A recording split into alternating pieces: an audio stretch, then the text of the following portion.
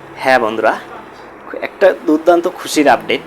আপনি ফেসবুকে যখন রিল ভিডিও আপলোড করেন তখন আপনার একটা রিল ভিডিও দিয়ে আপনার পরবর্তী রিল ভিডিওগুলোকে ভাইরাল করাতে পারবেন, ভিউজ নিয়ে আসতে পারবেন 100%। ঠিক আছে, এমনও কিন্তু একটা খুশির আপডেট ফেসবুক নিয়ে এসেছে।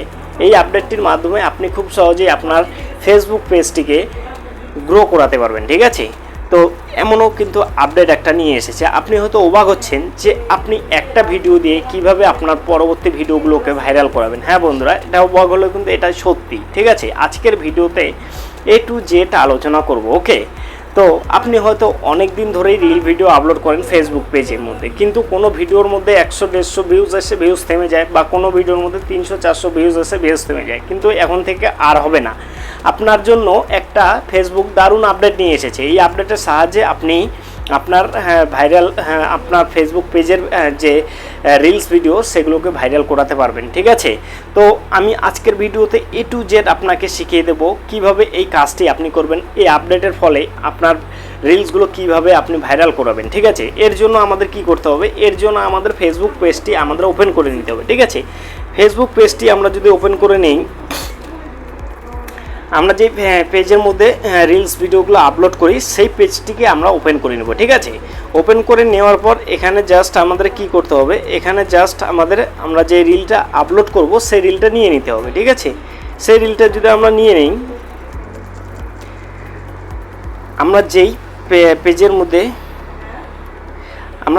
মধ্যে ভিডিও আপলোড করি সেই পেজটা আমরা ওপেন করে নেব ফেসবুকে। ঠিক আছে, ফেসবুকে ওপেন করে নেওয়ার পর এখান থেকে আমাদের কি করতে হবে? এখান থেকে আমাদের সেই যে আপডেটটাই ফেসবুক নিয়ে এসেছে সেই আপডেটটাকে কাজে লাগাতে হবে। ঠিক আছে, তো এখানে আমরা ফেসবুক রিলসটি নিয়ে নেওয়ার পর আমাদের যেটা করণীয়, প্রথমে আমাদের টাইটেলটা দিয়ে দিতে হবে। ধরুন আমি টাইটেলটা দিয়ে দিচ্ছি লিটল মন সো কিউট। ঠিক আছে, তো আপনার যে রিলস সেই রিলস হিসাবে আপনি টাইটেল দিয়ে দিবেন। ঠিক আছে, সো কিউট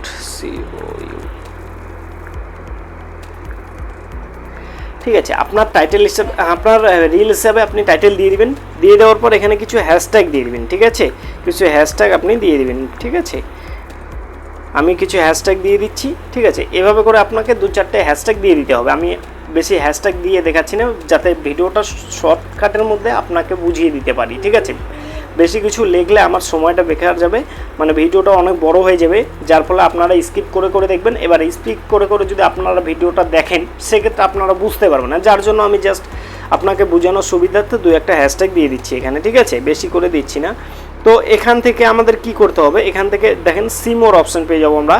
সিমোরে আমাদের ক্লিক করে দিতে হবে। ঠিক আছে, সিমোর অপশনে যদি আমরা ক্লিক করে দেই, এখানে কোভার টেস্ট, এর আগের দিন আমি এই বিষয়টা নিয়ে, এই যে কোভার টেস্ট, এই আগের দিন আমি এই বিষয়টা নিয়ে ভিডিও আপলোড করে দিয়েছি, আপনি চাইলে দেখে আসতে পারেন। ঠিক আছে, এবার আমাদের যেটা করতে হবে, আমাদের যে একটা ভিডিও দিয়ে পরবর্তী ভিডিওর মধ্যে ভিউজ নিয়ে আসবো, সেটা কি করতে হবে? সেটা এখানে দেখেন অ্যাড টু প্লেলিস্ট। ঠিক আছে, অ্যাড টু প্লেলিস্ট, এই যে প্লেলিস্ট, এটা কিন্তু একটা দুর্দান্ত গুরুত্বপূর্ণ ভূমিকা রয়েছে।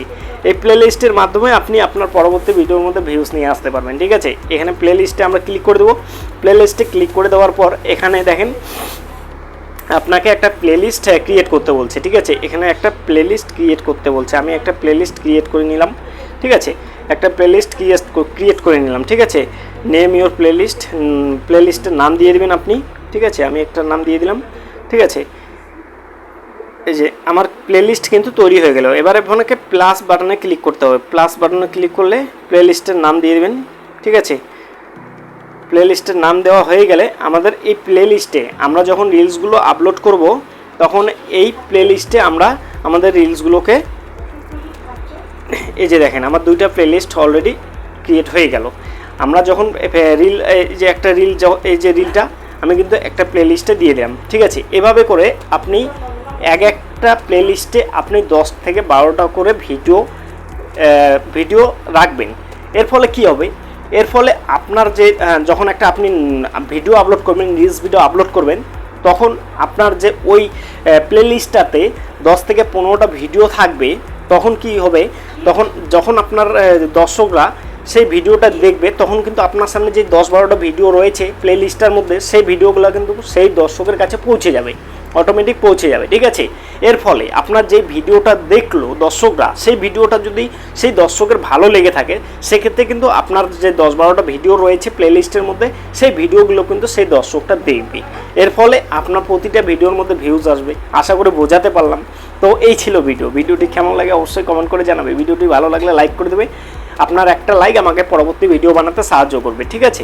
তো ভিডিওটি ভালো লাগলে লাইক করে দেবে। চ্যানেলে নতুন হলে চ্যানেলটিকে সাবস্ক্রাইব করে পাশে থাকবেন। অলরেডি যারা সাবস্ক্রাইব করেছেন তাদেরকে থ্যাংক ইউ সো মাচ। তো চলুন বন্ধুরা, সবাই সুস্থ থাকবেন, ভালো থাকবেন, সাবধানে থাকবেন।